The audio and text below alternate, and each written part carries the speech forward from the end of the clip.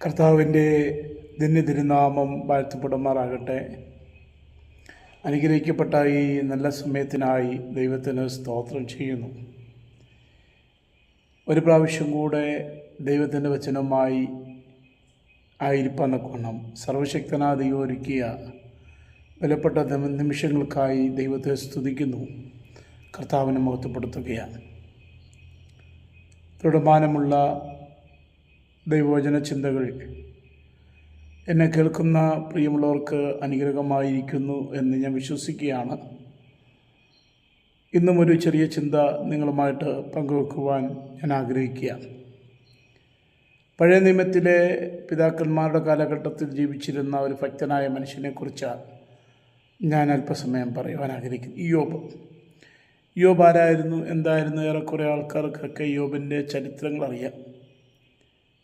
പഴയ കാലഘട്ടത്തിലെ പൂർവ്വ പിതാക്കന്മാരുടെ കാലഘട്ടങ്ങളിൽ ജീവിച്ചിരുന്ന ഒരു ഭക്തനായ മനുഷ്യൻ. താൻ ബഹുസമ്പന്നനായിരുന്നു, അപ്പോൾ തന്നെ ദൈവഭക്തനുമായിരുന്നു. താൻ ദൈവഭക്തനായിരുന്നു എന്നുള്ളത് മനുഷ്യൻ്റെ സാക്ഷ്യമുണ്ട്, സാത്താൻ്റെ സാക്ഷ്യമുണ്ട്, വീട്ടുകാരുടെ സാക്ഷ്യമുണ്ട്, ദൈവത്തിൻ്റെ സാക്ഷ്യമുണ്ട്. ദൈവത്തിൻ്റെ ഭക്തനാണ് ഇയ്യോബെന്ന് സംശയം കൂടാതെ തന്നെ ദൈവം പറയുന്ന കാര്യങ്ങൾ വേദപുസ്തകത്തിനകത്തുണ്ട്. പക്ഷേ ഇയ്യോബിൻ്റെ മേൽ സാത്താൻ ദൃഷ്ടി വെച്ച് അവനെ തകർക്കാൻ പദ്ധതിയിട്ടതും അവൻ ഭക്തനായിരുന്നത് കൊണ്ടാണ്. അപ്പോൾ ദൈവം സാത്താനെ അനുവദിച്ചു, ഇയ്യോബിനെ തൊട്ടു, ഇയ്യോബിനുള്ളതിനെല്ലാം നഷ്ടപ്പെടുത്തി, അവൻ്റെ പ്രാണനെ മാത്രം എടുക്കരുത് എന്ന് അനുവാദം കൊടുത്തു.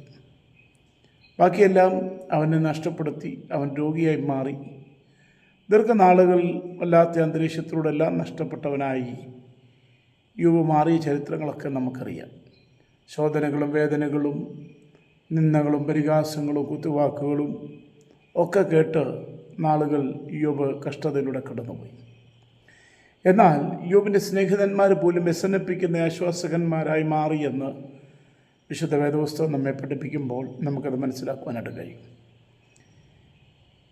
2-ാം അധ്യായം തീരുന്നതിന് മുൻപ് ദൈവവുമായിട്ടുള്ള സംഭാഷണമൊക്കെ അവസാനിച്ചതിന് ശേഷം പിന്നീട് ഏകദേശം 37-ാം അധ്യായം വരെയും ഇയ്യോബും സ്നേഹിതന്മാരും തമ്മിലുള്ള സംസാരങ്ങളൊക്കെയാണ് നമുക്ക് പുസ്തകത്തിൽ കാണുവാനായിട്ട് കഴിയുന്നത്. എന്നാൽ 38-ാം അധ്യായത്തിലേക്ക് വരുമ്പോൾ അതുവരെയും നിശബ്ദനായിരുന്ന ദൈവം ഇയ്യോബിനോട് സംസാരിക്കുവാനായിട്ടിടയായി. അനന്തരം യഹോവ ചുഴലിക്കാറ്റിൽ നിന്ന് ഇയ്യോബിനോട് ഉത്തരം അരുളിയതെന്തെന്നാൽ, ചോദ്യങ്ങൾ പലത് സ്നേഹിതന്മാർ ഇയ്യോബും തമ്മിൽ ചോദിച്ചു, ഉത്തരങ്ങൾ പറഞ്ഞു, മുന്നോട്ട് പോയി. എന്നാൽ ഇവിടെ ഉത്തരം അരുളിയതെന്തെന്നാൽ എന്ന് പറഞ്ഞു തുടങ്ങുമ്പോൾ ദൈവം ചില ചോദ്യങ്ങൾ ഇയ്യോബിനോട് ചോദിക്കുക. ആ ചോദ്യങ്ങൾക്കകത്ത് പല സൃഷ്ടജാലങ്ങളെയും ദൈവം തമ്പുരാൻ വരച്ച് കാണിച്ചുകൊണ്ട് ചോദിക്കുന്നുണ്ട്. അതിലൊന്നാണ് കുതിരയെക്കുറിച്ച് തമ്പുരാൻ പറയുന്ന പരാമർശം. ദൈവം തമ്പുരാൻ ചോദിക്കുന്നു, 39-ാം അധ്യായം പഠിക്കുമ്പോൾ അതിൻ്റെ 20-ാമത്തെ വാക്യം മുതൽ വായിക്കുമ്പോൾ 19-ാമത്തെ വാക്യം മുതൽ വായിക്കുമ്പോൾ, നീയാണോ കുതിരയ്ക്ക് ശക്തി കൊടുത്തത്? അതിൻ്റെ കഴുത്തിന് നീയോ കുഞ്ചിലമ്മ അണിയിച്ചത്? നീ അതിനെ വെട്ടുക്കിളയെ പോലെ ചാടിക്കാമോ? അതിൻ്റെ ഹുങ്കാരപ്രതാപം ഭയങ്കരം എന്ന് തുടങ്ങിയ ശേഷം ഒരു 10-11 കൂട്ടം കാര്യങ്ങൾ കുതിരയോട് ബന്ധപ്പെടുത്തി ഇയ്യോബിനോട് ദൈവം ചോദിക്കുക. അപ്പോൾ ഈ വചന ഭാഗത്തിനകത്ത് അതിൻ്റെ 19-ാം വാക്യം മുതലാണ് 25-ാം വാക്യം വരെയും കുതിരയെക്കുറിച്ചാണ് പരാമർശിക്കുന്നത്.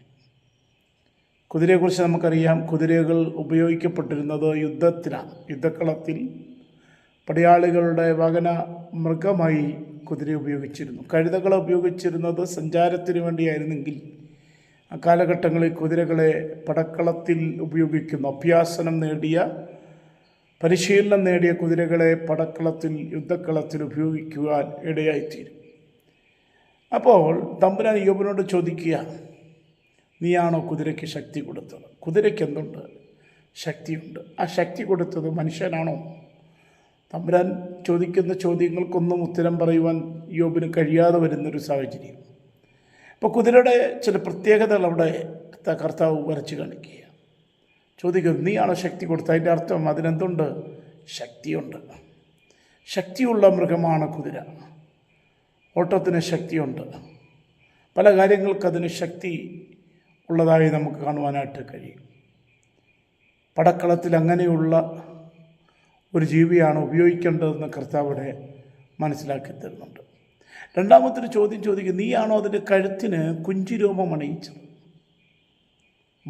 വളരെ മനോഹരമായ ഒന്നാണ് കുതിരയുടെ കഴുത്തിൽ ദൈവത്താൽ അണിയിക്കപ്പെട്ട അലങ്കരിക്കപ്പെട്ട കുഞ്ചിരോമം.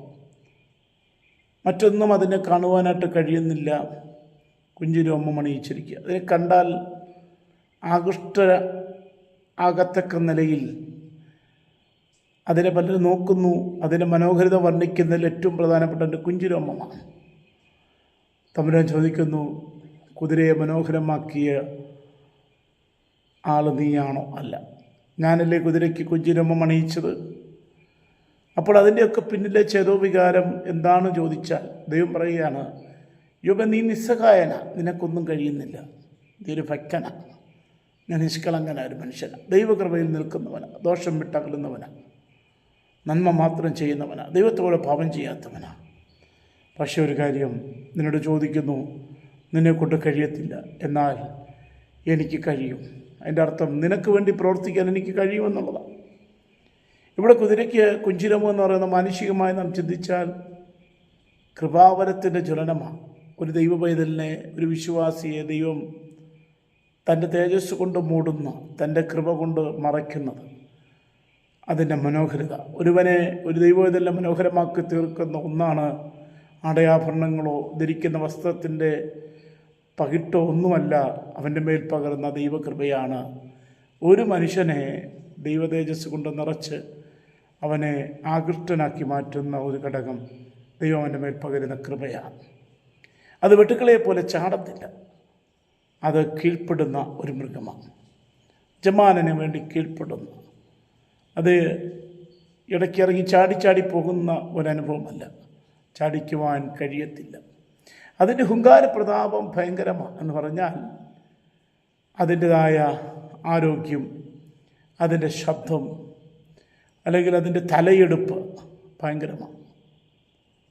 മറ്റു ജീവികളെക്കാൾ ഒത്തിരി പ്രത്യേകത അതിനുണ്ട്. അത് താഴ്വരയിൽ മാന്തി കൂടെ ഉല്ലസിക്കുന്നു. അത് ഉല്ലസിക്കുന്ന ഒരു ജീവിയാണ്. താഴ്വരകളെ തരണം ചെയ്ത് കയറുന്നതാണ്. എന്ന് പറഞ്ഞാൽ ഒരു വിശ്വാസിയെ സംബന്ധിച്ചിടത്തോളം കുതിരയെപ്പോലെ ആകണമെന്നാണ് വചനം പഠിപ്പിക്കുന്നത്. എന്താണ് കുതിരയെപ്പോലെ ആകണമെന്ന് പറയുന്ന കാരണം? താഴ്വരകൾ പലതും വിശ്വാസിയുടെ ജീവിതത്തിൽ കടന്നു വരാം, ദൈവമക്കളുടെ ജീവിതത്തിൽ കടന്നു വരാം. കണ്ണുനീരിൻ്റെ താഴ്വര, ബാഗായുടെ താഴ്വര, കൂരിരുളിൻ്റെ താഴ്വര, അങ്ങനെ പലതും നമ്മൾ അനുഭവിക്കേണ്ടി വരും. പല താഴ്വരകൾ സഹിക്കേണ്ടതായിട്ട് വരും. അപ്പോൾ അതിനെയൊക്കെ തരണം ചെയ്യുന്ന ഒരനുഭവം നമ്മുടെ ജീവിതത്തിൽ ഉണ്ടാകണം.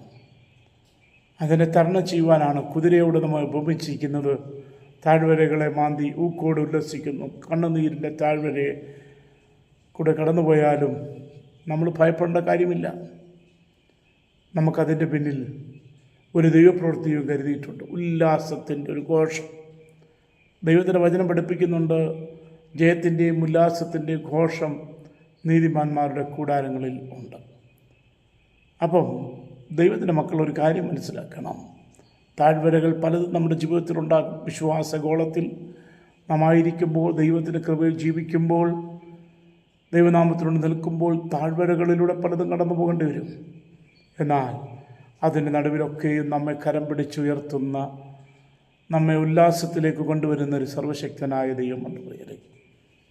അതുമാത്രമല്ല, ആയുധത്തെ അത് പേടിക്കുന്നില്ല. ശത്രുവിൻ്റെ ശബ്ദത്തെ, ആരവത്തെ അതിന് ഭയമില്ല. ഭയമുണ്ടെങ്കിൽ അതിന് പോർക്കളത്തിൽ ഇറങ്ങാൻ കഴിയാതെ വരും. ഭയമുള്ളതിന് ഒന്നും ചെയ്യാൻ പറ്റാതെ വരും. എന്നാൽ അതിന് വാളിനോട് പിൻവാങ്ങി മണ്ടുന്നതുമില്ല. അതിനെതിരെ ആവനാഴി മിന്നുന്ന കുന്തവും ശൂലവും കിരുവിലുക്കുന്നു. പല ആയുധങ്ങളും തൊടുത്തുവിട്ട് ഭയപ്പെടുത്തുന്ന ശത്രുക്കളുടെ മുമ്പിൽ അത് കൂസാതെ നിൽക്കുമ്പോൾ, അത് ഉഗ്രതയും കോപം കൊണ്ട് നിലം മുഴുങ്ങുന്നു. കാഹളനാദം കേട്ടാൽ അത് അടങ്ങി നിൽക്കത്തില്ല. കുതിരകൾക്ക് ഒരു ട്രെയിനിങ് കൊടുത്തിട്ടുണ്ട്. ഏതെങ്കിലും സമയം യുദ്ധത്തിക്കളത്തിലേക്ക് പോകണമെങ്കിൽ അതൊരു ശബ്ദം കേൾക്കും, സൈറൻ കേൾക്കും. ആ സമയത്തെ അതിന് മുന്നോട്ട് പോകാൻ കഴിയത്തുള്ളൂ. ദൈവമക്കളെ, കാഹളനാദം കേൾക്കുമ്പോൾ നമ്മളും മുന്നോട്ട് കുതിക്കുവാൻ ആഗ്രഹിച്ചിരിക്കുക.